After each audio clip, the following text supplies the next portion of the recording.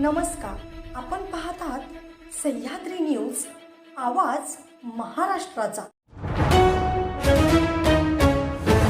DGCA विरोधात तक्रार नोंदविण्यावरून marine drive police ठाण्यात रोहित पवार पोलिसात खडाजंगी। राज्याचे दिवंगत उपमुख्यमंत्री अजित पवार यांच्या कथित विमान अपघात प्रकरणी डीजीसीए विरोधात तक्रार दाखल करण्यासाठी आमदार रोहित पवार आणि Amol Mitkari marine drive police ठाण्यात गेले असता पोलिसांशी त्यांची जोरदार बाचाबाची झाल्याची घटना घडली आहे। पोलिसांनी डीजीसीए विरोधात एफआयआर दाखल करण्यास नकार दिल्यानं वातावरण तणावपूर्ण झालं।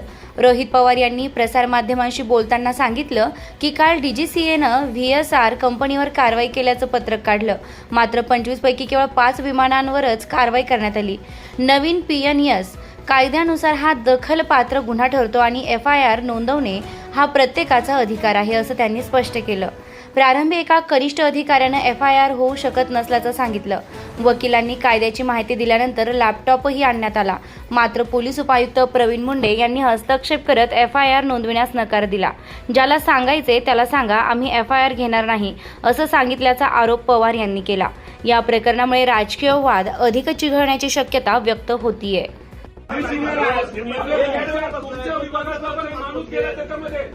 आमची काका गेलं, नेता गेला, तुम्ही काय बोला?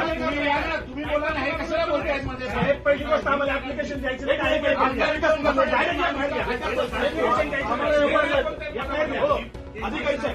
Application don't teach us law with us, don't tell us. आम्ही आणलं ना सोबत साहेब, आम्हाला तुम्ही बोला ना,